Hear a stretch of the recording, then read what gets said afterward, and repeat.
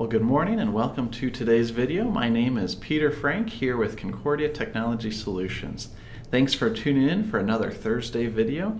We've been doing this for the better part of the year now and always have new and interesting topics and new people. And today we're going to be talking about something a little bit more tangible. Last week we talked about young adults and their use of social media. And for the most part we were talking about the ways that they use it and really came to the conclusion that connections are still far more important than whatever kind of social media they might use. And that's what we expect. We talked about some practical ways of leveraging that in the church. Today we're really going to get into a much more tangible subject in terms of writing for the web. And writing in the church has been going on for years, and especially in the church office with things like bulletins and newsletters. Now, in the last 20 years or so, websites have really become a big part of church communications, and even more so today than ever before. Even with social media and with things like blogging, the church website is still the home base of online communications for the church. But it's different than these other print medias, like the bulletin and the newsletter. So we're going to talk today about how writing for the web is different than writing for print. And I'm joined by a new guest today, Laura Horn. She is a freelance writer and web strategist in San Diego, California. Laura, how are you doing today? Hi, Peter. How are you doing? I'm doing well. Thanks for joining. I'm doing good. Good. Thanks for writing this blog post. The blog post is titled A Basic Lesson in How to Write for the Screen. And you've got a lot of great information in there. So before we dig into that, tell us a little bit about yourself and how you work as a freelance writer and web strategist. Well, basically, what I do as a web strategist is instead of just writing a website or a blog post and then handing it over to someone to deal with, then a lot of times I will help them with the social media aspect, make sure that their brand is on key, and make sure that they're just not stuck with not knowing how to move forward, so that everything works efficiently and so that they don't feel like they're out there alone. That's awesome. And yeah, that really ties in well with what you wrote about today, is that it's not just the act of writing, but it's thinking through that whole process, how it's displayed. And you mentioned there that we're not even going to get into SEO, but the SEO benefits, that search engine optimization benefits of keeping these things in mind. So Laura's post has all of these details. We're going to dig into them a little bit more details, but I'll post the link in just a moment so that you can read that at your leisure later on. If you, the viewers today, have questions for Laura, please go ahead and put them into the comments. We'd be happy to answer those live. Otherwise, we'll be paying attention to these after the fact, so we'll get you an answer one way or the other. But Laura, let's go ahead and dig into the subject matter at hand today. So really the main theme is how writing for the screen is different than any other kind of writing. And you start off the blog post by sharing 3 elements of communicating a message, which really aren't just unique to the web, but for communication in general. What are those 3 elements, and why are they so important to remember? Well, it's important to remember in any kind of communication that you have the sender, the person who is talking, and then the receiver, and and then also in between you can have noise. So with communication, the sender should make sure that their message is really clear and that it's geared toward what the receiver can understand. But the receiver also may interpret that completely differently, or they may have things that get in the way, like they could be hard of hearing or speak a different language, or have preconceived notions about what the sender is saying. And then also you can have noise in the middle. I mean, for instance, you can have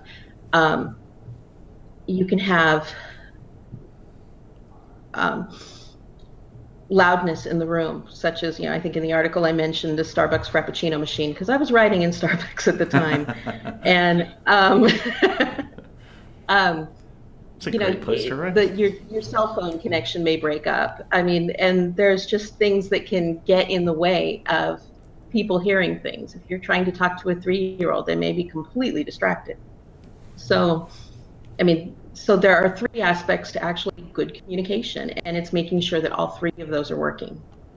Well, and that noise thing is so common, especially today in the digital world when, it's no longer a single device world where you're focused just on a computer screen.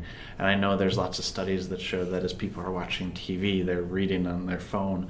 But specifically within a website, what kind of noise is on there that could distract the reader? Probably the biggest one is a poorly formatted page, because if a page is busy, if the font is hard to read, if there's too much text, generally it won't get read, because it distracts the reader, it works the eye. We have a backlit screen that we're working off of, and that affects the eyes differently in how information is processed. And then also one thing I didn't mention in the article that also can be noise is a slow connection. So if your website page doesn't load up quickly enough, your reader might go elsewhere. Yeah, I absolutely understand that. I think you often hear about like the goldfish with the 7-second attention span, and that anymore if your website loads and it's just like 3 seconds or more, then the person runs away because it's taken too long. We're in this instant economy or instant world of connections. Now, one might think that reading is reading, but reading on the screen is different. And you mentioned a few things, but what other elements of reading on a screen are different than reading a printed piece? I think when people read the screen, the first thing they do is look at what is this about. And so they're checking out the first section, the part that's above the fold, that's on the screen before you have to scroll down. And then after that, they really just start scanning to find out if there's anything in the text that catches them, that draws their attention, that shows that it's useful. And when they're scanning, they may or may not get to the end, depending on whether or not something catches them. So basically, the idea is to slow them down and to create an environment that makes it easier for them to read. What do you mean by slow down in that create an environment? Is it through trickery that you slow people down while they're reading, or what do you mean by that? Maybe go into a little bit more detail. Okay. Well, like if you're writing a research paper, you would have sections. When we were back in college, we would have introduction, the research discussion, and results.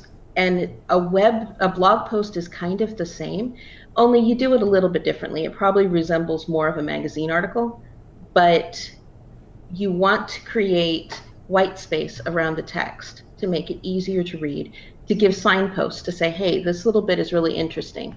Why don't you you're going to like this next bit too. Also making a text the size that is easy to read. There's so many things, and we'll get more into the specifics, but just creating that environment that makes the page easier to read instead of not drawing the attention really anywhere. So tell us more about this white space. Are you talking about like vertical white space or horizontal white space in between the text? What does that look like, and why is it so important? Okay, well, first, vertical white space is really important. You want to narrow the margins so that you have a lot of white space around the text. You don't want to fill the screen. So you want the paragraphs to be in narrow margins or you want the margins to be wide. You want the paragraphs to be narrow so that there's a lot of white space to the sides. And it doesn't have to be white, though white, it's more of a term that refers to just the space that's around. But a traditional web page often is white because a white background with a darker text is easier to read, or a lighter background anyway. So that white, so the white margins around. And then once you get that taken care of, you want to take care of the space in between and create more space between the paragraphs, between the sections. And then so that you're not dealing with this huge wall of text. The wall of text is really what you want to avoid because it doesn't give the eye anything to grab onto. So you're wanting to slow down the reader, but you're not wanting to exhaust them by having all that text in a single paragraph. So you kind of Exactly. give them that break to rest and move to the next thing, even if we're only talking milliseconds there. Now, Oh, absolutely. you also mentioned font. What is an easy to read font? What makes up an easy to read font? And are there any that you would suggest? The traditional Open Sans is probably one of the best out there, but a sans serif font is recommended for the body of your text. Not necessarily, you can be more experimental with the headers, but the body of the text should be easy to read and not have any distractions. The little tails and markings that are on a serif font tend to be something else that tend to exhaust the eye. All right, very good. Yeah, and I know that there are plenty more types of fonts available now than ever before. Oh, And yes. so it's great to try different things. And in our blog post headers, our designer is very creative with the types that she uses for the header images, but then we keep it consistent throughout there. So that's a great suggestion. So let's talk about Yeah, keeping it consistent is important. Very good. You usually want only about 2 or 3 fonts on a page, even like between your headers and your headers and your text. And might So, I also recommend that's valuable for print as well? I don't know how many newsletters I've seen that go the whole gamut of font options that are in Microsoft Publisher or something like that. oh, So absolutely. one of the next things, and this kind of goes into that more horizontal spacing, is breaking up the text on the screen. So you spend several paragraphs about talking about headers and the importance of using them properly. Can you summarize why headers play such an important role in writing for the screen, specifically with the visibility of it? Like you said, we'll get into SEO another time, but really from the readability, how do headers play such a critical role? When you're reading a blog post or on a web page, the headers end up marking different sections. So they let the reader know, hey, this is coming, and you're interested in this. So usually it's a bigger font, and it's usually bolded, and you can use even a fancier font or a different color to capture the attention. But you should use, a lot of people will just enlarge it, enlarge their regular font, bold it, change the font, whatever.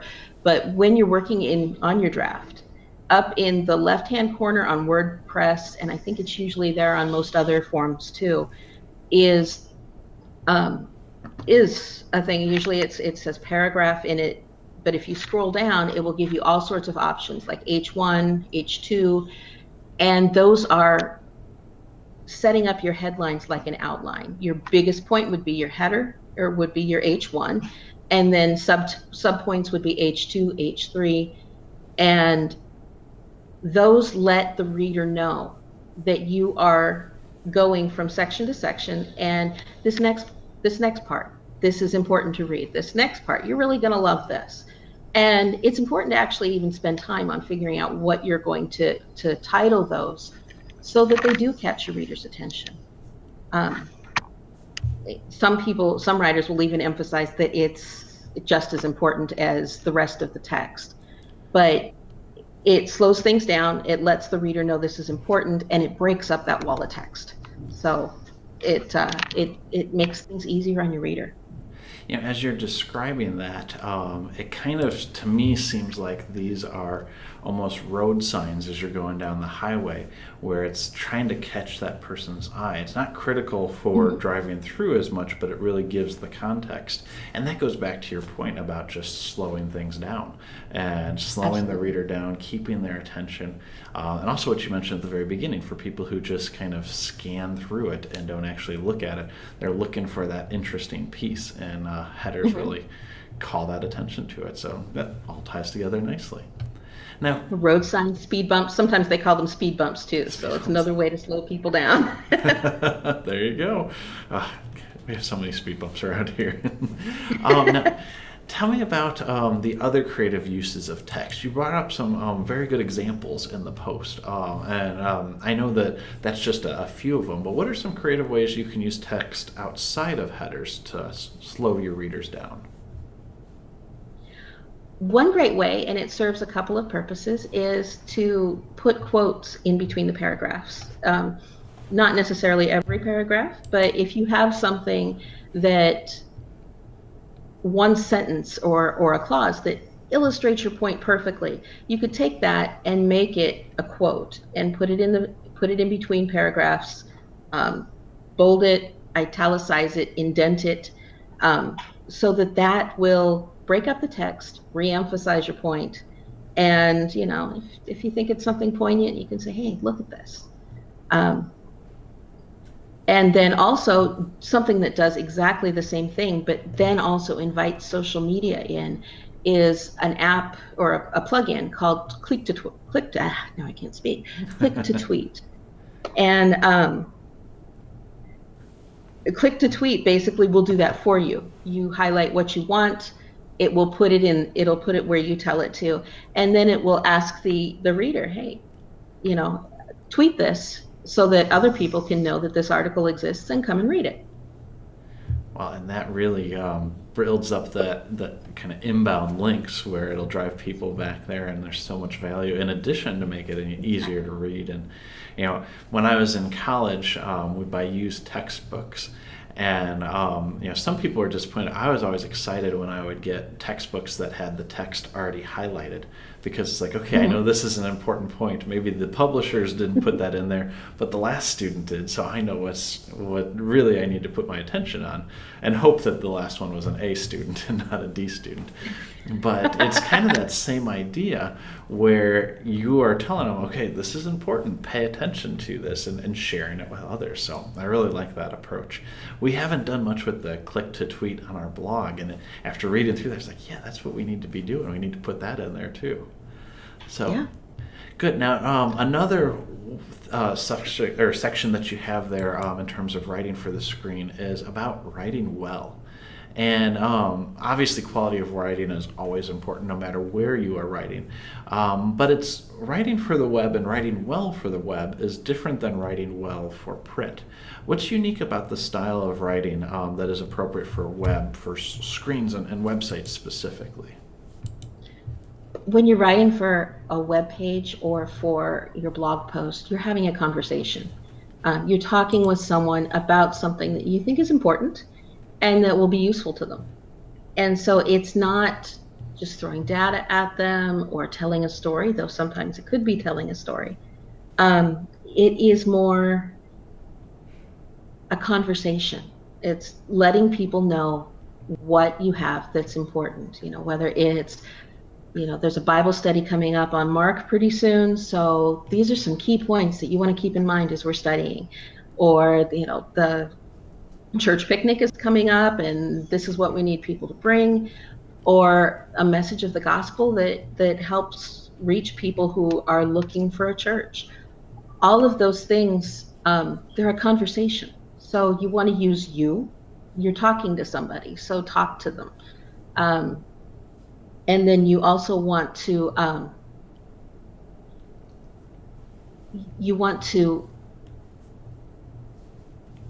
just use words that end up conveying that you care, that you are using terms that are relevant to them. So don't throw a whole bunch of theological terms out there if what you're looking at is people who are newer to the faith or not quite as mature. But if your audience is pastors and you want to discuss a theological point, then yeah, go ahead and throw that out there. And if you want to be conversational, you can use things, you can violate grammar rules. And so you can use things like ellipses and em dashes to highlight your conversation, that okay, I pause here, so I'm going to put this in and just use this to emphasize this point. And those things actually draw the eye too. So, and they feel more like the rhythm of talking. Well, and as people are so immersed in this digital world that can often feel impersonal, the more personal your writing can be, the more welcoming it can be for your church. And while you may have very much intended audiences, because it's out there, anybody can come in there. So if you build that personal connection, that really works well. Oh, absolutely. As we head into kind of final thoughts, I'm sure that some of our readers are thinking, or our viewers are thinking, okay, I could spend the time to do this, but wouldn't it just be easier to take this block of text and copy paste it in all of my different media, whether it is the newsletter, the bulletin, or maybe the email that I'm sending out, and then, why do I have to do anything different for the website? Do you have any final thoughts or words of encouragement to our viewers today about why writing for the web should be much more of an intentional process than just a copy paste? I think just the main point that we've been talking about, people read the screen differently than they will read a newsletter. And you're getting it out there, very possibly in front of people who normally wouldn't see it. And so if you are intentional, then, and just take a few steps, add a few headers, break things up a little bit and write for the people that you're expecting to see it, then you'll get them to read it. And in the end, if you're just writing and you're not taking into account the fact that there's a receiver or that there's noise that goes through, then it could be just the equivalent of screaming into a cave or something like that, and just not getting heard, not drawing people who will say, hey, this is interesting, and then share it with someone else. It really gets back to that main point, is communication, that if you think Right. about it intentionally, it's keeping your focus and keeping the noise away from you too, and just putting it right back on communication, like you said, thinking about Yeah. the reader. So It's very kind of good. like etiquette. I think of it that way. I answer the phone differently than I greet someone in person. Yeah, And so it ends up being, this is what should be done on the web. that's a fantastic example. Very good. Well, Laura, thanks so much for being on with us today for this video. Thanks for writing the post for our blog. We don't have any questions, but we've got several people on there who are thankful for this and appreciate you covering this topic. So that's fantastic. I thank our viewers for tuning in today. And I encourage you to go take a look at the blog post where there's some great examples, including a download that kind of shows you what an impact these strategies can make when you're taking some blocks of text and really formatting it for the web. So I encourage you to check that out. The link is in the comments. But Laura, thanks again for joining us. And for all of our viewers, I invite you to join us next week as we continue this topic of communication in the church and begin looking at communication forms. Stacy Yates will be joining us with her experience with the communication form and why it may not be the perfect plan. So thanks again for joining us, and we'll see you next week. Have a great rest of the day.